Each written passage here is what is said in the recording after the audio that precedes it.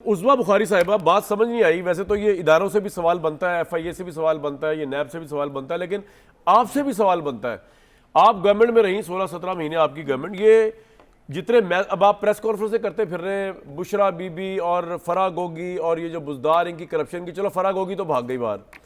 ये मुझे बताएं कि ना आपने, आपकी गवर्नमेंट ने बुजदार पे हाथ डाला, ना आपकी गवर्नमेंट ने बुशरा बीबी को पकड़ के इंटेरोगेशन की, उनसे पूछ के कि जनाब ये इतनी मैसिव करप्शन हुई है, ख्वाह तोशा खाना, ख्वाह वो ये जो जितने अब डॉक्यूमेंट्स हमारे सामने आ रहे हैं जायदादों के, आपने किसी ने नहीं पूछा।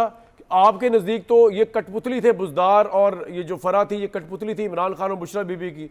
इमरान खान तो ऑलरेडी कस्टडी में, ना आपने बुशरा बीबी पे हाथ डाला, ना आपने बुजदार पे हाथ डाला। तो ये तो आप पॉलिटिकल मड स्लगिंग कर रहे हैं ना इलेक्शन से पहले, जो प्रेस कॉन्फ्रेंस कर रहे हैं इसके ऊपर इमरान और तहरीक इंसाफ के खिलाफ। बहुत शुक्रिया कामरान। ये और अगर मैं ये कहूँ कि अगर जो है वो हमने जो जिस श्रीलंका बनाने की नहज पे इमरान खान साहब पाकिस्तान को छोड़ के गए थे और जो पाकिस्तान के अंदर उन्होंने दंगा फसाद जो है वो बरपा रखा 16 महीने, जिसमें 80 जलसे थे, जिसमें 2 लॉन्ग मार्च थे, जिसमें 9 और 10 मई था, और जो उनको वारंट देने जाता था उसके ऊपर भी पेट्रोल बम, और जो उनको अदालत बुलाती थी उसमें जुडिशल कॉम्प्लेक्स पे हमला, तो वहां तो ये आलम थे, वो अनटचेबल लोग थे। नहीं, इसका उस्मान बुजदार की गिरफ्तारी से क्या ताल्लुक है? आपने उस्मान बुजदार गिरफ्तार क्यों नहीं किया? मेरा सवाल ये है कि जब गोगी लीक्स आ गई मुबैना तौर पे, तो वो क्यों आजाद थे? चूंकि जी, मैं अगर मुझे गुजारिश करने जी बताएं। मैं ये कहना चाह रही हूँ कि हमारा कोई भी किसी भी तरह से, हमारा ना कोई शहजाद अकबर की तरह को सेल बनाया गया था, ना हमारा कोई सियासी इंतकाम का प्रोग्राम और एजेंडा ना कल था ना आज है, ना हम किसी को जो है वो फंसाना चाहते थे। इदारों को अपना अपना काम करना चाहिए था। नैब अपनी इन्वेस्टिगेशन कर रही थी, बाकी इदारे अपनी अपनी इन्वेस्टिगेशन कर रहे थे, और अब शायद उनकी इन्वेस्टिगेशन जो है उसने कोई रुख लिया है। बहुत टाइम लग गया। बात बताएं उस्मा साहिबा, चले आप तो बहुत लाचार थे FIA के आगे, हालांकि FIA ने जो शहबाज शरीफ साहब को रिलीफ दिया है उनके प्राइम मिनिस्टर बनने के फौरन बाद कि फर्द जुर्म लगती रह गई, तो FIA तो खैर, अब ये आपने मुझे कह दिया, मैं तो खैर कन्विंस हो या ना हो, पता नहीं आवाम कितनी कन्विंस होगी आपकी इस बात से कि FIA आपके इन्फ्लुएंस में नहीं थी, नैब आपके इन्फ्लुएंस में नहीं थी, लेकिन चले मैंने मान लिया जी FIA तो बहुत ही आज़ाद था जिसने शहबाज शरीफ को प्राइम मिनिस्टर बनते, आपसे बात हो रही है, खुली डोमेन दे दी, खुली वो दे दी, आप बेबस थे। क्वेश्चन ये है कि आपने बुजदार को जो है पूछा भी कुछ नहीं, कोई तफ्तीश, कोई इधर से उधर बात नहीं हुई, कि आपने कोई एक बात ही नहीं की उसके ऊपर, हालांकि आपके नज़दीक सारा कुछ वही था, आपने इदारों से भी कुछ नहीं कहा। आप ये बता रही है ना आज मुझे। मैं अगर कामरान मुझे अलाउ कर दें, जी। जितना आप खामोशी से और तवज्जो से बाकियों की बात सुनते हैं, मेरी ना भी अच्छी लगे तो सुन लिया करें, बिकॉज मैं मेहमान हूँ आपकी, आप मेज़बान है, आपका प्रोग्राम है, आप तो ज़ाहिर है बादशाह हैं इस प्रोग्राम के, लेकिन हमें रियाया को भी कुछ कहने का मौका दे दें। मेरी गुजारिश आपसे ये है कि मैंने ये सिर्फ ये बताने की कोशिश की कि हमारा एजेंडा किसी भी तरह पकड़ लो, गिरा दो, जेल में डाल दो, और वो नहीं था। इदारे जो है वो आज़ाद थे अपनी इन्वेस्टिगेशन करने के लिए। और बिल्कुल आप दुरुस्त कह रहे हैं, बुजदार जो है उसके दौरे हुकूमत में भी मैं शायद वो वाहिद जो है वो बंदा थे पंजाब के अंदर जिसने टीके के बारे में भी प्रेस कॉन्फ्रेंस की थी। मुझे देखें आप, मतलब अल्लाह की शान है कि मुझे उस्मान बुजदार ने हद तक इज्जत का नोटिस भेजा, और मैंने उनको कहा कि जी प्लीज़ मुझे अदालत ज़रूर ले जाएं ताकि मैं अदालत से आपके खिलाफ तहकीकात का कोई हुक्म ले सकूं। उस वक्त तो अनटचेबल थे ना वो, उनके बारे में जो है वो अल्लाह माफ़ी दे, वो रियासत मदीना का नाम इस्तेमाल कर रहे थे, वो ये बना रहे थे सब कुछ।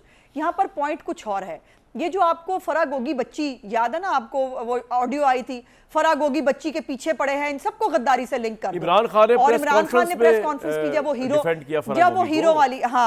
वो हीरो वाली बात आई तो उन्होंने कहा देखे ना वो सिर्फ बुशरा बेगम की दोस्त है इसलिए उसको टारगेट किया जा रहा है।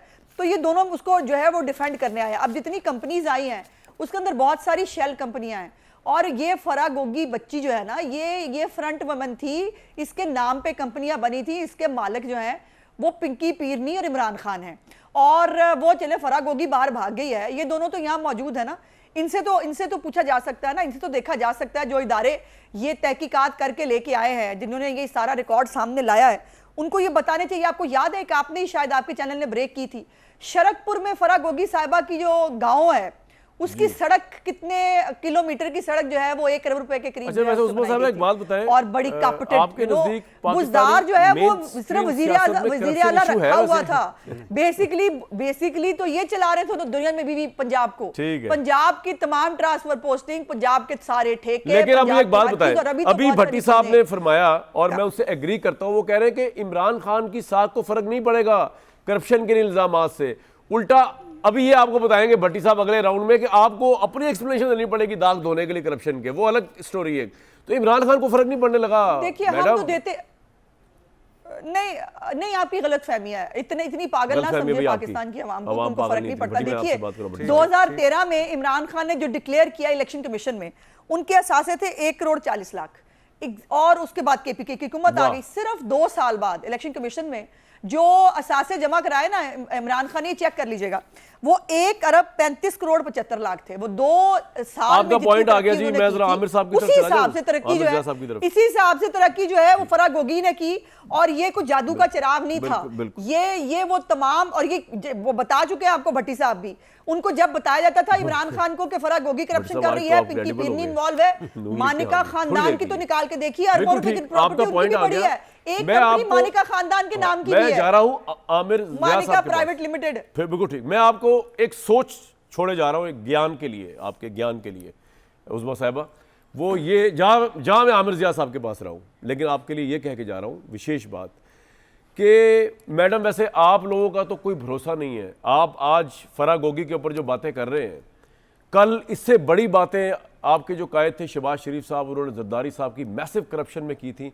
लाहौर कॉलेज फॉर वुमेन में हज़ारों तलबा तालिबात के सामने मुझे इंटरव्यू देते हुए उन्होंने बताया था कि कितने बड़े मैसिव करप्ट माफिया हेड हैं जरदारी साहब। मैं तो खैर कभी सोच ही नहीं सकता कोई कानून का मुकदमा ना मेरे पे बन जाए, लेकिन शहबाज शरीफ साहब धड़ल्ले से कहा था इतना करप्ट आदमी है ये, अली बाबा 40 चोर, जर बाबा 40 चोर। वो कुछ कहने के बाद आप ऐसे शेर व शक्कर हुए। करप्शन आपका इशू नहीं है। आप इक्तदार की खातिर पीडीएम की गवर्नमेंट 16 महीने चलाने के लिए आप जिस जरदारी साहब को आपने, मैंने नहीं, करप्ट तरीन बंदा कहा कि करप्शन के सूते फूटते लड़काना से आपकी क़यादत ने, आप उसको गले लगा सकते हैं, अवाम को बेवकूफ़ बना सकते हैं, ये सब आप कर सकते हैं। करप्शन आपका इशू नहीं। कल फराह गोगी आपको सूट कर रही होगी, आप कहेंगे फराह गोगी के साथ हुकूमत अगर 4 सीटें आ रही हैं, आप कहेंगे 100 बिस्मिल्लाह, जिस तरह पीडीएम बन गई थी पीडीएम 2। ये सोच दे के जा रहा हूं मैं, क्योंकि इसमें आपका रोल तो कोई है नहीं। तो शहबाज शरीफ ने बुलंद मांग दावे किए हुए ना, और नवाज शरीफ साहब ने भी जरदारी साहब को कहा हुआ है कि आप अकेला इस मुल्क का माल हड़प कर जाए, ये मैं होने नहीं दूंगा। तो ये सब कुछ हुआ हुआ है।